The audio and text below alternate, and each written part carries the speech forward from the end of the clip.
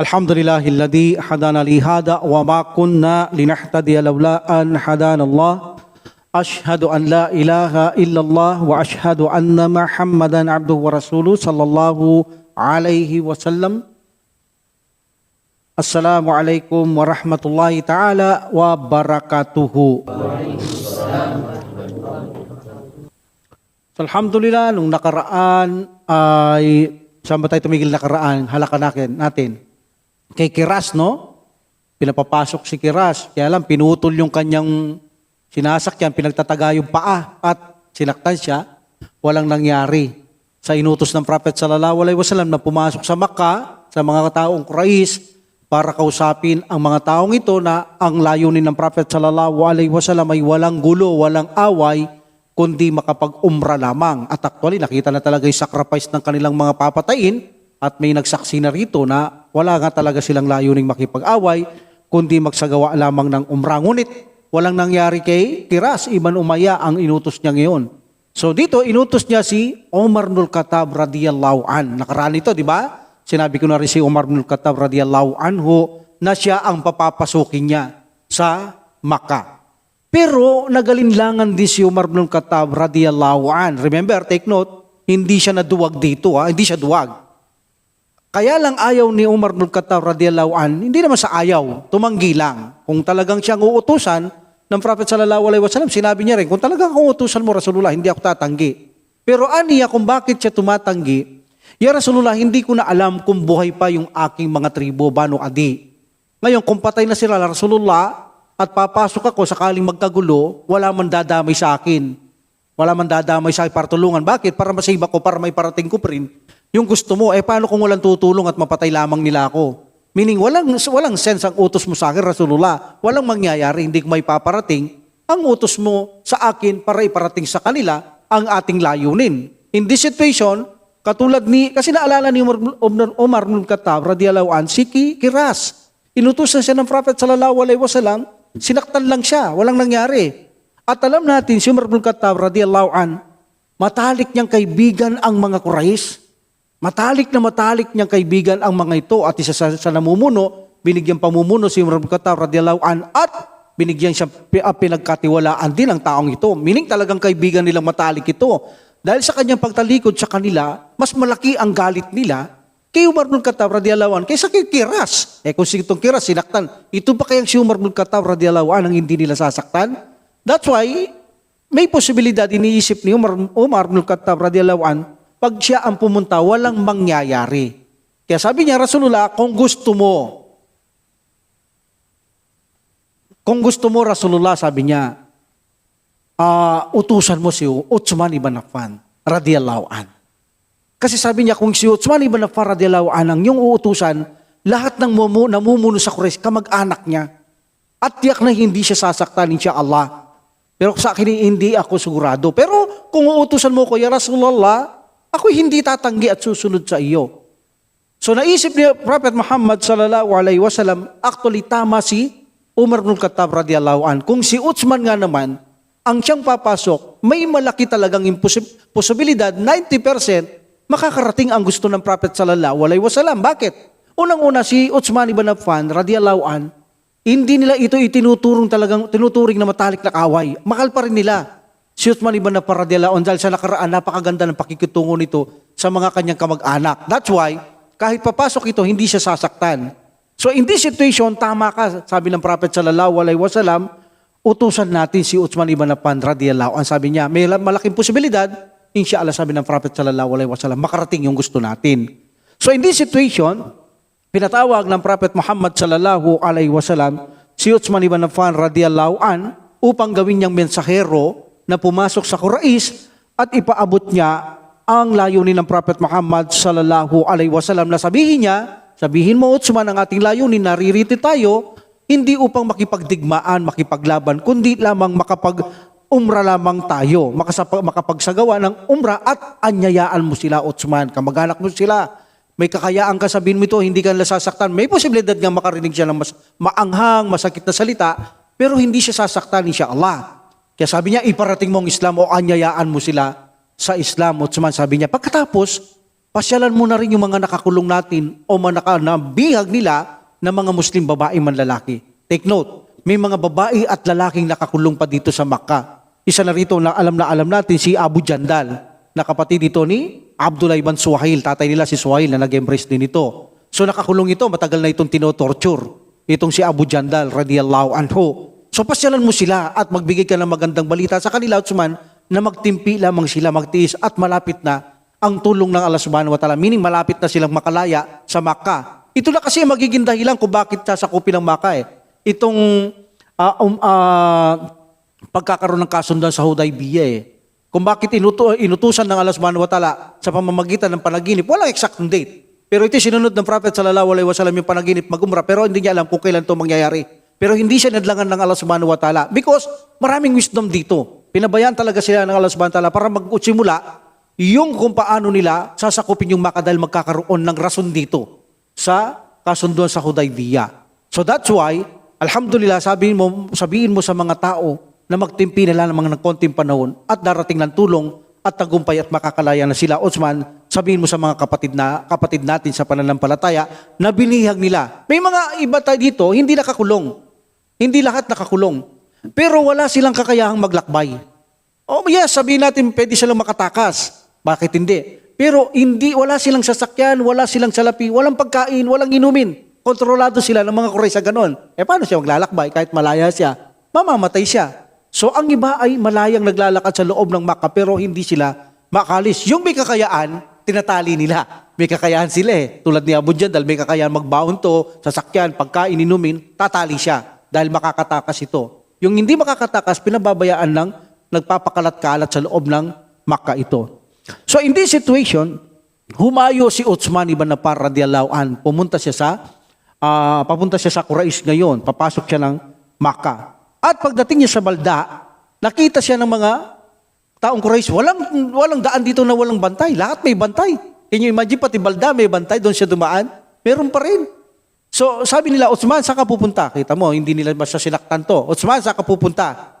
Pupunta ako sa aking mga kamag-anak, siyempre, pagrespeto, para papasukin siya, technique to At pagkatapos ay, nais ko silang makausap ayon sa layunin namin kung bakit kami naririto. Wala kaming planong makipag-away, makipagdigmaan sa inyo, kundi makipag-umrah lamang. Mabuti pang gawin mo, Uthman, bumalik ka na lamang. Sabi niya, wala kang mapapala dito. So buti na lang, nandoon yung isang, I think ito'y kamag-anak niya rin ito. Nakita niya si Uthman, itong si Aban bin Sa'ad bin Al-As, nakita niya si Uthman ibn Affan radhiyallahu anhu. Kamag-anak niya rin to. Sabi niya, saan ka pupunta? Gusto ko sanang pumasok sa inyo. Gusto ko sanang makausap ang mga kamag-anak natin. Yung mga namumuno. Sila Abu Sufyan. Nandiyan sila. Umayya. Ikrima. Kamag-anak niya lahat ito ito yung mga head ngayon. Si Abu Sufyan. Dito Sa mga leader Kaya hindi siya sasaktan. Siya ang pinaka-head si Abu Sufyan in that time. Okay? So in this situation, sila kaysa ni Aban. Sabi niya, sige, sakay ka sa likod ng kabayo ko. Hahatid kita. Walang nagawa itong mga kumokontra sa kanya. So in this situation, hinatid dito ni Aban bin Sa'ad bin As at tinanggap naman siya itong si Uthman ibn Affan radiyallahu an ng mga Quraysh. So meaning, nandito siya sa ngayon sa mga kamag-anak niya, no? Si Muawiyah, Umayya, Abu Sufyan, Ikrima, anak ni Abu Jahal. So nandito lahat yung matataas na leader. So kaharap ngayon ni Uthman ibn Affan radiyallahu an. So meaning, walang nananakit sa kanya. Nirerespeto pa rin siya. Okay? Hindi siya sinasaktan. That's why, totoong sinabi ni Umar bin Khattab radiyallahu an na may paparating niya ang gusto mo, Rasulullah. So sinabi nila, Uthman, ano ang masamang ihip ng hangin? Salita ng mga kafir. Anong masamang ihip ng hangin at nakarating ka sa loob na ito? Balita namin na sa loob kayo. Bakit ano ba gusto niyo dito sa amin?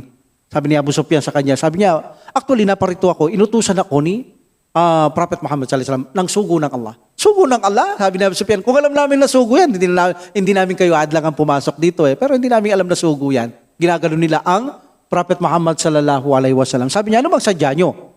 Ang sadya lang namin dito ay makapagsagawa ng umrah. Wala nang iba. Walang digmaan, walang away, wala kaming layunin. Makapagsagawa lang ng umrah, nakikiusap kami. Sabi ni Uthman ibn Affan radhiyallahu an, bigyan nyo lang kami kahit 3 araw matapos namin ng umrah. Sapat na yun sa amin, sabi niya.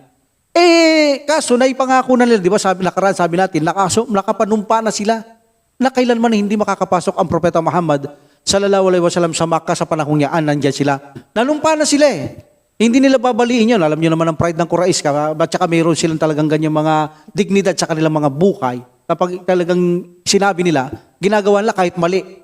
Kita mo noong sasabihin natin, sabihin nyo, hindi ito buwan ng Dulkaida para allowed tayong pumatay. Dito sa panahon ito, pag pumasok sila, papatay ng mga Muslim. Sabi nila, hindi ito buwan ng Kalda. Kunwari, hindi ito buwan ng Dulkaida kasi Dulkaida, this is a soccer mat, hindi ka pwedeng pumatay dito. Kaya nagsisinungaling sila, sabihin natin, dito buwan ng Dulkaida. Paninindigan nila yon, kahit kalokohan, kasinungalingan, meron silang ganitong mga pananindigan sa buhay. Kaya hindi makakapasok dito ang Prophet Muhammad sallallahu alaihi wasallam. So sabi nila, Uthman, hindi kayo pwedeng maaring pumasok. At ito ay naging naisumpa na namin na hindi kayo maaring, si Muhammad, na hindi maaring makapasok dito. So in this situation, okay, malaya ka dyan, Uthman, kahit anong gawin mo, manatili ka dito, wala kang problema sa amin. Pero hindi maaari ang pinakikiusap niyong makapag-umra kayo. So in this situation, kung gusto mo umar sa Uthman, sabi nila, dahil ka mag-anak, magsagawa ka ng sarili mong umra. Sabi niya, sumpa sa Allah, hindi ako magsasagawa ng umra kung hindi makakapagsagawa ang mahal na Propeta Muhammad sallallahu alaihi wasallam. So hindi niya ginawa. Kaya nga ang mga sahaba, nung tumagal-tagal na ilang araw na, sabi nila, Ya Rasulullah, parang nag-umra na si Uthman Sabi niya, parang tumagal-tagal na siya, mag-isang araw na siyang wala sa atin. Sabi ng Prophet sallallahu alaihi wasallam, hindi gagawin ni Uthman na magkapag-umra, kundi tayo makapag-umra. Sabi ng Prophet sallallahu alaihi wasallam. So in this situation, pinuntaan ni Uthman, nagyaya siya sa Islam, nagsalita siya kay Abu Sufyan. Kahit na siya ay nginingitian, medyo pinagtatawanan, at least sinunod niya ang Prophet Muhammad sallallahu alaihi wasallam. At alam naman natin, wala naman sa ating mga sariling kamay ang gabay sa Islam. Ito ay nakialas bantalan, magpahayag lang tayo. Lang naman, trabaho ng Muslim. Even na sila, ganun din, even ang Prophet sallallahu alaihi wasallam. So in this situation, pagkatapos niyang inanyayahan sa Islam, ay namasyal na siya, malaya siya. Wala siyang kaproblema. Kahit ilang araw siya mag-stay doon, kahit ilang buwan, ilang taon, wala problema kay Uthman ibn Affan radhiyallahu anhu. Pinuntaan niya ang mga taong mga Muslim na nakagala-gala, na hindi makaalis, ibinigay ang magandang balita, at yung mga nakakulong, nakaposas, nakatinikila, at sinasaktan, nagbigay din siya ng magandang balita, gaya na sabi ng Prophet sallallahu alaihi wasallam sa kanila. Ngunit tumagal-tagal ilang araw, 2 days, 3 days, hindi dumarating si Uthman ibn Affan radhiyallahu anhu. So in this situation, napagtanto na lang baka pinatay na itong si Uthman ibn Affan radhiyallahu anhu. Walang balita. Walang balita na dumarating kay Propeta Muhammad sallallahu alaihi wasallam. So in this situation, ang Propeta Muhammad sallallahu alaihi wasallam ay niyaya niya ang mga tao. Sabi niya, sumpaman sa Allah, hindi tayo babalik ng Madina hanggat hindi tayo nakipagpatayan sa kanila. Kung totoong pinatay nila si Uthman ibn Affan radhiyallahu anhu. Sumpa sa Allah, hindi tayo babalik ng Madina kahit ako na lang mag-isa ang nabubuhay, makikipagpatayan pa rin ako sa kanila. So in this situation, ang Propeta Muhammad sallallahu alaihi wasallam ay nagpupunta siya sa ilalim ng isang puno na kung saan ay inanyayaan niya ang kanyang mga tagasunod na magbigay ng pledge. Ito na kung saan ay makikipaglaban sila kung totoong pinatay nila si Uthman ibn Affan radhiyallahu anhu, magkakaroon sila ng kamayan isa-isa, kasunduan na makikipagpatayan sila kahit kapos sila sa kagamitan. Ipagtatanggol nila si Uthman ibn Affan radhiyallahu anhu. So in this situation, alos ang mga tao ay nagkagulo sa pagsumpa. Talagang nagmamadali sila. Wala kang makikitang aatras sa kanila. Alos nagkaipit-ipitan, nagkakagulo, naguunaan sa pagsumpa. So yung pagsumpa na yan, yaong makikipagpatayan sila kung totoong balita kay Uthman ibn Affan radhiyallahu anhu, walang uuwi. Maliban sa sila ay makipagpatayan sa mga Quraysh. So nagbigay ng mga pledge ang mga sahaba. Actually, ang mga iba, hindi lang isa ang kamatayang inaalay nila kung may 2 buhay sila. Kahit 2, iaalay nila kung may 2 buhay nga lamang. Tulad ng limbawa ni Salama bin al-Aqwa at si Abu Sinan al-Asadi, sabi nila, Ya Rasulullah, kami sumusumpa na ipagtatanggol at susuportahan namin ang mga Muslim. Lalo ka na Rasulullah, hanggang kamatayan kahit 2 beses Rasulullah. Meaning kung may 2 buhay kami, kahit 2 beses. 2 beses kami makikipagpatayan sa pagpaproteksyon at patatanggol sa mga kapatid, lalo na sa iyo, Ya Rasulullah, except one, hindi ito nagbigay. Natatanda niyo yung may red camel na wala noon? Di ba nung lumipat silang bundok, walang hindi tumawid ng bundok na ito, sabi ng Prophet sallallahu alaihi wasallam, na hindi sila patatawarin ng Allah subhanahu wa ta'ala, except one, yung Bedouin na mayroon siyang kamelyo ba o nawawalan pulang kamelyo. Di ba? Tapos sinanap niya, tapos may sigaw siya, hintayin niyo ako, sabi niya. Oh, bakit? Sabi ng masahaba. Yung kamelyo ko kasi nawawala sabi niya. Hanapin natin, tulungan niyo ko. Ayaw mo bang mas mainam dyan? Daling ka naman sa sugo ng Allah at hihingi ka niya ng tawad. Sabi niya, wala akong pakialam doon. Mas malaga yung kamelyo ko sa akin kaysa dyan. Ipokritong Bedouin Ito rin yun. Ito rin yun ang hindi nagbigay ng panunumpa kay Prophet sallallahu alaihi wasallam. Ang kanyang pangalan ay Jad bin Qais. Jad bin Qais. Hindi siya nabigay sa loob ng 1,400 or up to 1,500 Muslim ang nagbigay ng pledge kay Prophet sallallahu alaihi wasallam. Hindi ito nagbigay ng pledge. Alam niyo ba ang mga taong ito na nagbigay ng pledge kay Prophet sallallahu alaihi wasallam ay pinakadabest na tao sa mundong ito sa panahong yaon? At sinabi ng Prophet Muhammad sallallahu alaihi wasallam, ang sino mang nagbigay na walang sino mang nagbigay ng pledge sa akin, kasunduan na kung saan sila ang mga pinakamainam na tao sa mundong ito at sila liligtas lahat ng Allah subhanahu wa ta'ala sa impyernong apoy. Wala sa akin nagbigay ng kasunduan na hindi ililigtas ng Allah subhanahu wa ta'ala sa impyernong apoy at sila ang pinaka-the best na tao sa mundo. Alam natin ang pinaka-the best na tao, yung unang pumasok sa paraiso, pagkatapos Baitul Madar, may mga the best yan So dito sinabi din ito ng Prophet Muhammad sallallahu alaihi wasallam. So in this situation, nagalak ang Allah subhanahu wa ta'ala sa kanila sa kanilang kasunduang ito. At yung kay Uthman, yung kamay ng Prophet sallallahu alaihi wasallam, kinuha niya, dalawang kamay ng Prophet sallallahu alaihi wasallam, ipinagkamay niya, sabi niya, ito ang para kay Uthman. Allahu Akbar. So meaning, yung kamay ni Prophet sallallahu alaihi wasallam at kay Prophet sallallahu alaihi wasallam, yung dalawa, yung isa kay Uthman. Okay? So meaning, isang parangal ito kay Uthman ibn Affan radiyallahu an. Okay? So in this situation, nakapagbigay lahat ang mga Muslim ng kasunduan kay Prophet sallallahu alaihi wasallam na sila ay handang makipagpatayan at walang babalik sa Madina, maliban ipagtanggol ang mga kapatid, lalo na ang Prophet Muhammad sallallahu alaihi wasallam, kung totoong balitang pinatay si Uthman ibn Affan radiyallahu an. At dito'y nalugod ang Allah subhanahu wa ta'ala sapagkat sinabi ng Allah subhanahu wa ta'ala chapter 48 verse 18, laqad radiyallahu anil mu'minina id yubayyi'nuka tahta sajarati. Binanggit yung tahta sajarati, yung puno dito, no? So ang Allah subhanahu wa ta'ala ay nalugod. Ayan, no? Nalugod ang Allah subhanahu wa ta'ala sa mga mananampalataya nang sila'y magbigay ng pangako sa iyo o Muhammad sa ilalim ng punong kahoy.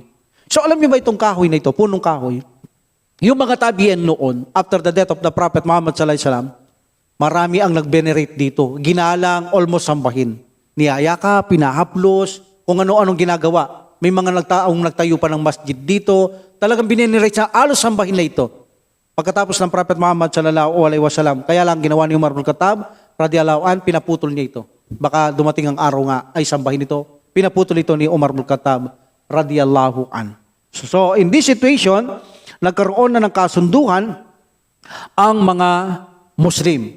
Nagkaroon ng kasunduan na sila hindi babalik ng Madina maliban lamang na sila ay makipagpatayan. At ito pa ang sinabi ng Allah subhanahu wa ta'ala chapter 48 verse 10, innal ladina yubayyi'uka innama yubayyi'una Allah yadullah yubayyi'una Allah yadullah fawqa aydihim faman nakasa fa innama yankutu ala nafsihi wa man awfa bima ahada alayhullah fasayu'tihi ajran adima. Gumamit siya rito alayhul, hindi man alayhi, alayhullah.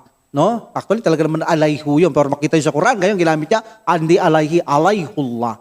Okay? So anong sabi ng Allah subhanahu wa ta'ala? Katotohanan sila na nagbigay ng kanilang pangako o matapat na pangako, katapatan sa iyo Muhammad, sila'y nagbigay ng baiya, pangakong katapatan sa iyo Muhammad, nakipagsamay sila sa iyo sa katotohanan kay Allah subhanahu wa ta'ala, ang kamay ni Allah ay nasa ibabaw ng kanilang mga kamay. Ano yun? Ang kamay ng Allah subhanahu wa ta'ala nasa ibabaw ng kanilang kamay, bababang kamay ng Allah subhanahu wa ta'ala para ipatong sa kamay ng Prophet sallallahu alaihi wasallam at nangangako. No, ibig sabihin, ito ay naririnig ng Allah subhanahu wa ta'ala ang kanilang mga salaysay, alam niya kanilang puso, sa kanilang puso, at ang Allah subhanahu wa ta'ala ay saksi sa kanilang mga sitwasyon, status, standard sa panahong yaan. Okay? Yun ang ibig sabihin. Kaya't kung ang sino mang lumabag sa kanyang pangakong katapatan, sino man lumabag, Muhammad, sa kanyang pangakong katapatan at gumawa ito tungo sa kasahulan lamang ng kanyang sarili. Meaning, gumawa ka lang ng kalokohan mo, kasahulan, maaring matalo ka sa kabilang buhay. At kung sino man ang tumupad sa kanyang pangako kay Allah subhanahu wa ta'ala, si Allah subhanahu wa ta'ala ay dagli ang magagawad sa kanya ng malaking gantimpala. Kaya sabi ng Prophet sallallahu alaihi wasallam, kayo ang pinakamadabest na tao, kayong nagbigay ng pledge sa akin sa panahong ito, at ang Allah subhanahu wa ta'ala lililigtas kayong lahat sa apoy ng impyerno. At pagkatapos nito, nangako ang Allah subhanahu wa ta'ala, because nalugod siya, in this situation, sabi ng Allah subhanahu wa ta'ala, wa magani makatiratan yakudunaha. Sabi ng Allah subhanahu wa ta'ala, at maraming mga samsam kapakinabangan mula sa digmaan ng darating sa inyo. After the battle of Khaybar, tuloy-tuloy na yan. Umar ibn Khattab, kay Uthman ibn Affan radiyallahu anhu, tuloy-tuloy na papasok ang biyaya sa Madina mula sa mga digmaan. Mga samsam ito mula sa digmaan. So in this situation,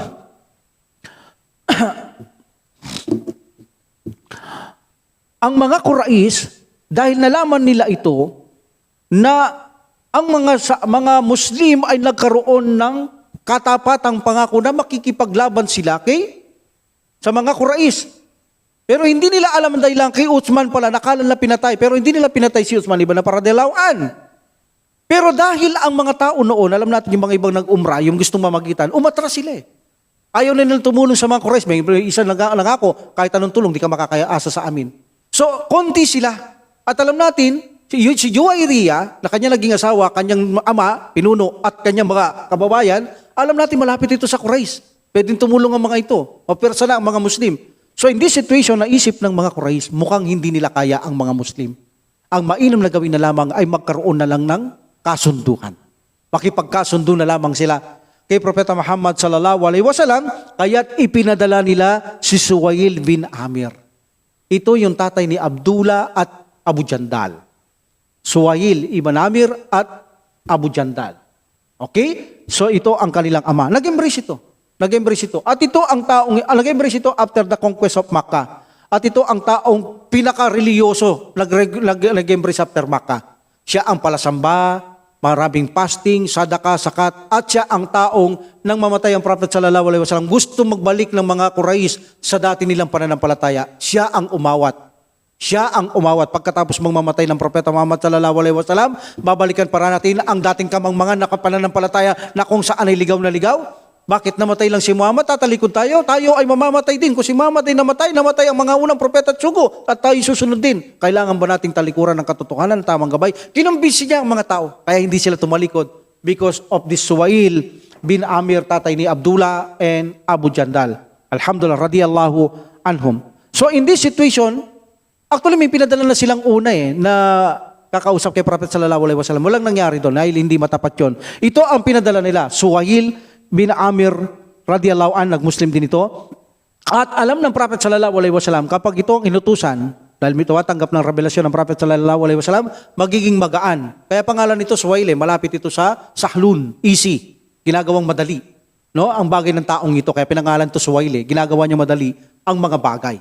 Except lamang talagang kay Prophet sallallahu alaihi wasallam naging malupit siya. Pero talagang ganun siya. Kaya na makita siya ng Prophet sallallahu alaihi wasallam, sabi niya, ito na ang ipinadala sa inyo ng Allah subhanahu wa ta'ala para gawin na ng madali ng Allah subhanahu wa ta'ala ang ating sitwasyon. So in this situation, nagkaroon dito ng usapan. Sabi niya, O Muhammad, nandito ako para tayo ay magkaroon na lamang ng kasunduan. Sa pagitan ng mga Quraysh, sa tao sa Makkah, at sa inyo, kung papayag ka, sabi niya. So, ang kasunduan ito ay pinahintulot ng Allah subhanahu wa ta'ala. Pinayagan ito ng Allah subhanahu wa ta'ala. Kahit na anumang klaseng kasunduan ito, kahit na lumilitaw na siya hamak na api na maliit, kahit nagalit si Umar ibn Khattab radhiyallahu anhu, dahil ito'y utos ng Allah subhanahu wa ta'ala, may rason, may wisdom kung bakit ito tatanggapin ng Prophet Muhammad sallallahu alaihi wasallam. Sabi niya, sige, tanggapin ko ang ating kasunduan hanggat ito ay hindi lalabag sa kagustuhan ng aking Panginoong si Allah subhanahu wa ta'ala. Okay. So in this situation, ito ang mga kasunduan bago ito isusulat kay Ali, bago ito pirmaan. Number 1, sabi ni Suwail ibn Amir radhiyallahu anhu, di pa siya Muslim dito, kayo ay babalik sa taong ito. Meaning walang umrah, napanumpa na namin hindi kayo papasok dito. Babalik kayo sa inyong lugar sa Madina sa taong ito. Okay? Hindi kayo makakapasok sa panahong ito. Babalik kayo sa Madina. At pagkatapos sa susunod na taon, papayagan namin kayong makapag-umrah. Next year, bumalik kayo at papayagan namin kayong makapag-umrah. Kaya lamang sabi niya, mananatili lamang kayo sa Makkah 3 days. Tapusin nyo ang umrah ninyo. At pagkatapos, wala kayong dadaling mga sandata. maliban lamang sa mga natural na dinadala ninyo ng mga manlalakbay, panlaban sa mga mababangis na hayop, espada, like that, o maliit na mga kutsilyo, maliban lamang dyan. Wala kayong maaaring dalin sa inyong pagbabalik dito sa susunod na taon. Nakikinig ang Propeta Muhammad sallallahu alaihi wasallam. Actually, wala naman labag doon, no? Kaya sa ito ay mga sample, kahit nakikipagkasundo tayo sa mga hindi mananampalataya, hanggat hindi nila sinisira o hindi nila linalabag ang batas ng Allah subhanahu wa ta'ala, wala namang masama eh. Di ba sa mga Hudyo, rin ang Prophet sallallahu alaihi wasallam, sa mga hipokrito, na magtutulungan sila, kaya lang mga hipokrito sila eh, sumisira sa kasunduan, pagtatanggol nilang Madina, pagtatanggol nila ang kalupaan ng Madina, yung mga nagpapakalat ng kabuktutan, magtutulong sila, kaya lang hipokrito mga napagkasundo ng Prophet sallallahu alaihi wasallam. So meaning, sa Islam, kung nagkakaroon ng kasunduan sa mga hindi mananampalataya at mga Muslim, na ito ay hindi nilalabag ang batas ng Islam, hindi ito pinagbabawal dahil marami sa sira ang Prophet sallallahu alaihi wasallam na nakipagkakasundo siya sa mga hindi mananampalataya hanggat ito ay hindi lumalabag sa pananampalatayang Islam. Okay? Number 2, sabi ni Suhail bin Amir,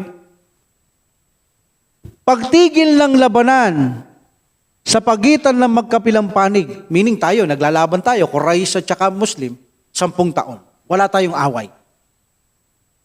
Malaking pagkakataon to. Kita nyo? Kung bakit pala pinalitulutan sila ng subhanahu wa ta'ala mag-umrah at hindi matutuloy, magkakaroon ng peace treaty. 10 years. Allahu Akbar. Ibig sabihin, kayang-kayang ipalaganap ang Islam. Walang makikialam eh. Di ba? Kaya na nilang i-spread ang Islam. Dahil sa 10 years na yan, walang patayan, walang makikialam, maaari ditong ipalaganap nila ang Islam. Kaya naman ginawa nila dito to eh. Nagpunta-punta sila sa mga tribo, pinakayag nila ang reliyong Islam. Maraming yumakap. Marami ang yumakap at ito rin ang magiging dahilan kung bakit ang Makkah ay sasakupin. Lalabagin nila ang kasundong ito. Kita mo, napakatalino ng subhanahu wa ta'ala. Alam niya kinakarap eh. Lalabagin ito ng mga Quraysh. Papatayin nila yung mga Muslim na may kasundon, walang papatay, pero nagpumatay sila, lumabag. Yan na, sasakupin na ng Prophet sallallahu alaihi wasallam ang Makkah. So ito ay dahilan ng Allah subhanahu wa ta'ala. Bakit? Kahit hindi sila magkapag-umrah at tinanggap ito ng Prophet sallallahu alaihi wasallam kasunduan, may wisdom. Kahit na tingin mo rito talagang minaliit dito ang Prophet sallallahu alaihi wasallam. Hinamak, minaliit ang Islam, hinamak ang Islam. Si Umar bin Khattab radhiyallahu anhu galit na galit sa pangyayaring to Pero dahil utos ng Allah subhanahu wa ta'ala tanggapin ng Prophet sallallahu alaihi wasallam, may wisdom dito. Ang Allah subhanahu wa ta'ala nakakaalam dito kung bakit niya pinatanggap ito kay Prophet sallallahu alaihi wasallam. Isagsugo ng Allah subhanahu wa ta'ala na lumilitaw na parang minaliit lang ni Suhail bin Amir, parang hinamak niya lang ang Prophet sallallahu alaihi wasallam. Hindi matanggap ni Umar bin Khattab radhiyallahu ang pagyayaring ito. But may wisdom. Sasagutin niya mamaya si Umar kung ano sinagot ng Prophet sallallahu alaihi wasallam about this situation. So walang patayan, mananatili ang kapayapaan. Meaning makakapaglakbay na rin ng Quraysh, no? 10 years, kalakal, lada na sila sa Madina, mapapadali na naman ang kanilang kalakalan. Wala, tahimik, mapayapa. Within 10 years, kasunduan nito. Okay? Mananatili ang kapayapaan, kaligtasan, madadama ito ng tao sa bawat isa sa kanila. Okay? Number 3. Sino man ang nais sumama kay Muhammad, sallallahu alaihi wasallam, meaning kanyang reliyon, gustong makikipag-connect, kahit hindi Muslim, gusto sumama. Okay? Kapag sumama, kaanib mo siya, kaalyado mo siya. In this situation, pwede mo siyang pagtanggol pag pinatay ng mga Quraysh. Kahit hindi sila Muslim, sumama sila sa iyo. Meaning, sila ay mga part ninyo. Kaya sabi niya, sino man ang nais sumama sa iyo, Muhammad, pumasok sa pakikipagkasunduan, nag-Muslim man o hindi. Okay, sa kanya ito.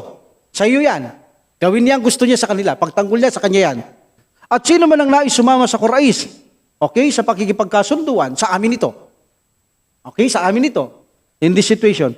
At ituturing ng sinumang tribo ang sumapi. Ituturing ng bawat tribo ang sumapi sa grupo. Okay? Ituturing ang magkabilang grupo na kaanib. Ang sino makipaglaban sa kanila ay kinalaban kayo. Ang sino kumalaban sa amin, kinalaban kami. Meaning kahit hindi sila Muslim, pag nag-away sila, nakipag-cooperate sila sa atin, kami, sa Muhammad, sallallahu alaihi wasallam, kami sa inyo. Kami, makainyo kami, mga Quraysh. Ngayon silang nag-away. Pwede tayong mag-away, pwede tayong maglaban. Yung kondisyon lang, Quraysh. Pwede natin pagtanggol yun dahil sumira sa kasunduan. Kailangan, kapag nagkasundo tayo, parating mo rin sa mga taong aanib sa iyo ang kasunduan ito. Para alam nila, para walang sumira. So in this situation, pag nag-away sila, para tayong nag-away. Pang-apat, sabi ni Suhail, sino man ang pumunta sa iyo, Muhammad, mula sa Quraysh, nang wala siyang pahintulot, kahit Muslim siya, pabayaan ng maging malaya ngayon ng Muslim. Okay? Muslim siya, at pumunta siya sa iyo, meaning hindi siya nagpaalam sa magulang, walang nakakaalam. Ibabalik mo siya sa amin, Muhammad. At ang sino mang umalis naman sa iyo nang walang pahalam at pumunta sa Quraysh, babalik namin sa iyo. In this situation, sabi isulat mo Ali, sabi ng Prophet Muhammad sallallahu alaihi wasallam, meaning tinanggap na. Utos na ng Allah subhanahu wa ta'ala to, tanggapin. Sulat mo Ali, sabi niya, radiyallahu an. At sinulat ni Ali radiyallahu an, Bismillahirrahmanirrahim. So sabi ni Suhail, meaning ang pangalan ng Allah, sa pinakawain ng pinakamahabagin. Sabi ni Suhail, sumpa mo sa Allah, hindi namin alam mga Rahman. Sabi niya, Bismillahirrahmanirrahim. Ang dati kasi nilang alam, Bismika. Yan ang palaging alam nila, Bismika or Bismillah. So sabi niya, isulat mo na lang, Bismika Allahumma. Sabi ng Suhail, sige, sabi ng Prophet sallallahu alaihi wasallam, Ali. Ali, ayaw Ali, isulat mo, burahin mo yan. So in this situation, sa ngalan mo o Allah, Bismika o Allahumma. Inutusan niya ng Prophet sallallahu alaihi wasallam si Ali sulat ang ipinagkasundo ni Muhammad, sugo ng Allah.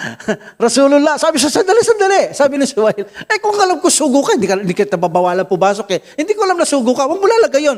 Muhammad, anak ni Abdullah. Yan ang lagay mo, sabi niya. Hindi namin alam na sugo ka. Ay, kung sugo ka lamang, alam namin, hindi ka pipigilan pumasok sa Makkah. Pero dahil hindi ka namin alam na sugo, kahit alam nila, dinidinay nila ito. Pero dahil hindi namin alam na sugo ka, ilagay mo dyan, Abdullah, anak ni, Muhammad, anak ni Abdullah, Muhammad bin Abdullah. Okay? So yun ang lagay mo. Sabi niya, Ali, burahin mo, sabi ng Prophet sallallahu alaihi wasallam. Ayoko, Rasulullah. Ayokong burahin yan, sabi niya. Hindi matanggap talaga ni Ali. Ang Prophet sallallahu alaihi wasallam kumuha, binura niya sa kanyang daliri. Yung ang sugo ng Allah. Pinalagay ngayon ng Prophet sallallahu alaihi wasallam mabura, anak ni Abdullah. So meaning, iyon ang nailagay. So in this situation, ang mga Qusaa tribe, Rasulullah, kami sa inyo. Hindi kami Muslim, sa inyo kami. Panig kami sa inyo. And then yung mga Abu Bakar, mga Quraysh, sa inyo kami panig. Qusaa, Abu Bakar, Banu Bakar, sa mga Quraysh. Yun ang sinasabi kanina, pag nag-away to, parang nag-away din sila. Sumira sa lahat ng kasunduan. Kaya sino sumapi ang lumabag? Pare-parewang resulta nito. So in this situation, dumating naman si Abu Jandal, sinubukan sila ng Allah subhanahu wa ta'ala. Itong si Abu Jandal, alam natin, nakaposas to, nakatalikala, tatay niya dito, Suhail, dumating siya. At papunta siya kay Prophet sallallahu alaihi wasallam, iginulong niya sarili niya, inulog niya, itinapon niya sarili niya, at umabot siya sa umpuang ito. At sinabi ng Prophet sallallahu alaihi wasallam, Abu Jandal, sabi niya, bakit naririto ka? Sabi ng tatay niya. Sabi ng Abu Jandal, ito ang unang pagsubok natin. Umalis siya nang walang paalam, hindi pwedeng bumalik sa iyo, Muhammad. Sandali, sabi ng Prophet sallallahu alaihi wasallam, wala pa tayong pirmaan. Hindi ko pa pinipirma niya. Alam natin, pampirma ng Prophet sallallahu alaihi wasallam, yung pagtambar niya ng ring. Hindi mo na siya marunong sumulat. Sandali, sabi niya, hindi pa naman tayo nagpipirmaan. Hindi pa tapos yung ano natin, kasunduan. Wala pang pirmaan. Ako nga, yung mo sabi ni Ibn Suhail, umuwi na lang ako. Wala nang kasundo kahit kailan. Utos ng Allah subhanahu wa ta'ala, tanggapin yun. Hindi pwedeng i-deny yun ng Prophet sallallahu alaihi wasallam dahil may plano ang Allah subhanahu wa ta'ala. That's why, sabi niya, Suhail, sabi niya, kahit ito lang. Sabi niya, abang hindi pa tapos yung kahit si Abu Jandal lang bigay mo sa akin. Hindi, sabi niya, hindi ko bibigay. Ang ginawa pa nga nitong tatay niya, Suhail, inatak niya ito, dinampot niya Inalis niya, sabi niya, hindi. Umalis siya nang walang paalam, babalik niyo sa akin. Yun ang kasunduan, sabi niya. Sabi ng Prophet sallallahu alaihi wasallam, Abu Jandal, magtimpi ka lang at malapit na dumating ang tulong ng Allah subhanahu wa ta'ala. So si Umar ibn Khattab radiyallahu anhu magaling tumiklik dito, kaya lang si Abu Jandal, hindi niya ginawang patay ng kanyang ama. Kunyari, pinuntan niya si Abu Jandal habang nilalayo siya ng kanyang tatay ni Suhail. Yakap niya, hawak niya yung kinwelyo niya, yakap niya ngayon ang anak niya. Sabi niya, Umar ibn Khattab radiyallahu anhu, lumapit. Sabi niya, magtimpi ka lang Abu Jandal. Pero yung kaluban ng espada niya, pinapakita niya kay Abu Jandal, para kung ni Abu Jandal, patayin niya ang kanyang tatay.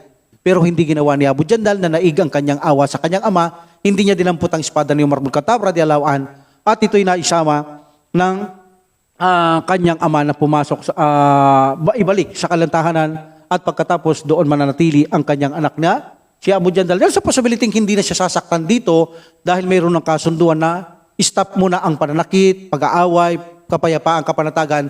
Pero kahit na malaya na si Abu Jandal, hindi siya makakapuntang Madina dahil kapag pumunta, babalik din ng Prophet Muhammad sallallahu alaihi wasallam. Mapapagod lang, kaya okay na maging malaya na rin sila dahil walang paalam, hindi tatanggapin sa pumunta Madina, babalik. Sa Madina, umalis siyang walang paalam, punta Quraysh, ibabalik. So meaning, kahit maging malaya, hindi na nila kaya magawa na sila ay pumunta sa mga Muslim, ibabalik at ibabalik sila doon.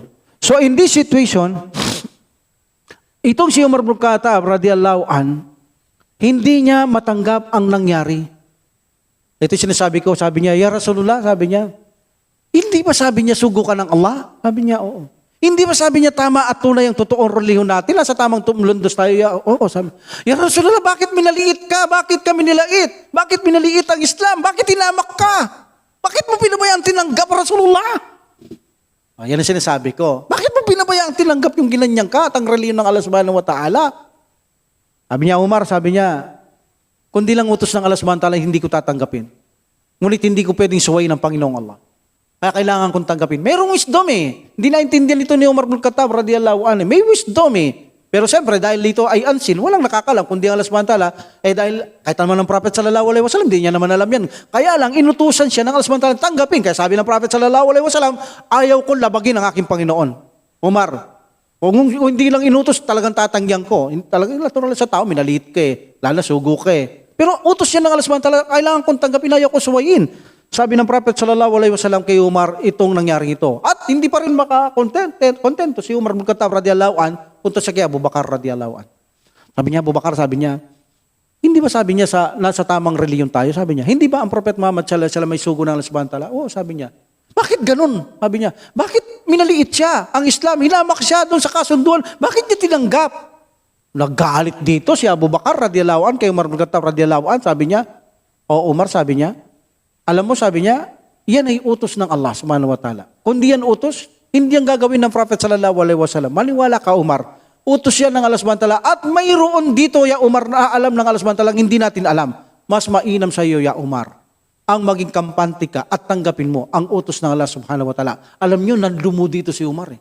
Nanlumo siya sa sagot ni Abu Bakar radiyallahu an, natauhan talaga siya. Ito si Umar bin Khattab radiyallahu an. Yung narinig niyang may wisdom dyan, Umar.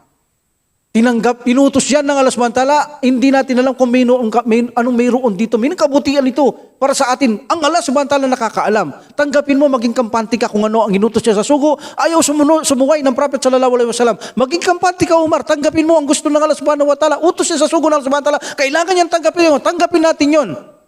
Nanlumo siya dahil, oo nga naman, may wisdom dito na hindi alam ni Umar bin Khattab radiyallahu anhu. Kaya lumilitaw naman sa pag-aaral talaga, ang Prophet sallallahu alaihi wasallam ang pinakamagaling sa lahat na pagbibigay ng mga desisyon. Pangalawa si Abu Bakar radiyallahu an, kay Umar bin Khattab radiyallahu an, sapagkat marami ang mga batayan, mga dalil na palaging napapagwagyan ni Abu Bakar radiyallahu an pagdating sa mga ijtihada, mga patwa ni Abu Bakar, napapagwagyan ni Abu Bakar radiyallahu an, itong si Umar bin Khattab radiyallahu anhu. So in this situation, umalis sa Israel, tawang-tuwa siya, no? O nga naman, paano siya dito tuwa? Parang naapi niya, nahamak niya, namaliit niya ang Islam at ang Prophet Muhammad sallallahu alaihi wasallam at masaya niya itong ikinwento sa mga Quraysh na nagkasundo na sila, na nagawa niya yung kanyang gusto sabihin na ito'y kagustuhan din ng mga Quraysh. So silang lahat ay tuwang-tuwa sa nangyari na kasunduan na ito na inaakala nila ito'y papabor sa kanila. Yun ang hindi nila alam, na ito pala ang mga dahilan, ang siyang dahilan kung bakit na sila ngayon patatalsikin sa Makkah. Kung bakit na sila ngayon ay lasalakay sa Makkah, lulusubin dahil sa mga pangakong ito ay sisirain nila.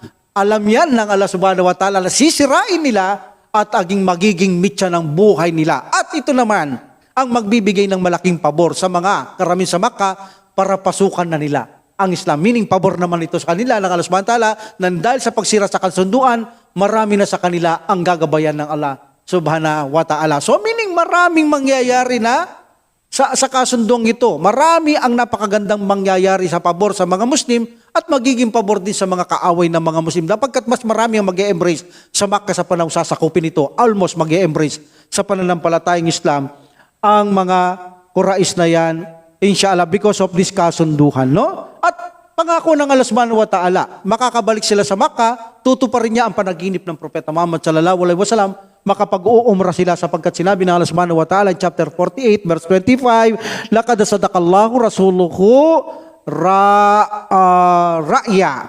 Okay? Rasulahu ra'ya bil haq.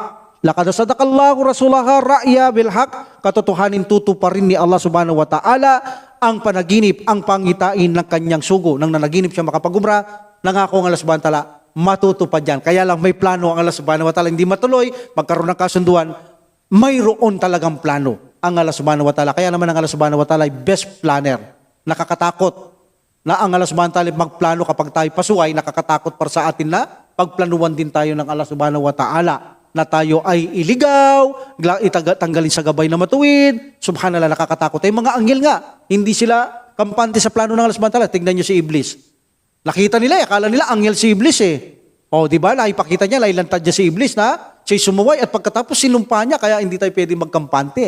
Kaya sa mga plano ng Allah subhanahu wa ta'ala, nakakatakot para sa atin. Kapag nagpaplano tayo ng masama, ay, naku po, pag nagplano ng Allah subhanahu wa ta'ala, hindi natin alam, kala natin minsan maganda yung pala, papunta sa kawalan ang kanyang plano para sa mga taong sumusuway, hindi sumusunod sa kanya. No? Pero pag tayo gumagawa ng mabuti at masigasing, masikap tayo, na sundin ng Allah subhanahu wa ta'ala, of course, ang plano ng Allah subhanahu wa ta'ala ay sa kanyang alipin ay palaging ibigay ang kabutihan, ang pabor, ang blessing sa mundong ito, at sa kabilang buhay. Ngunit huwag tayong palaging magkampante sa plano ng Allah subhanahu wa ta'ala sapagkat nakakatakot para sa atin kapag nagplano ng Allah subhanahu wa ta'ala, walang pwedeng pumigil sa kanya. Ang kanyang mga plano ay hindi natin alam ang magiging resulta kahit sa tingin mo sa una maganda yung pala ang resulta sa bandang uli ay napakasaklap. Ngunit may mga plano na sa tingin mo sa una ay napakasama, ito ay mapait, ngunit ang sa totoo sa kabila, sa bandang uli ay napakaganda. So that's why ang Allah subhanahu wa ta'ala, siya talaga ang best planner, ang Allah subhanahu wa ta'ala. Tulad ng sitwasyong ito, alhamdulillah,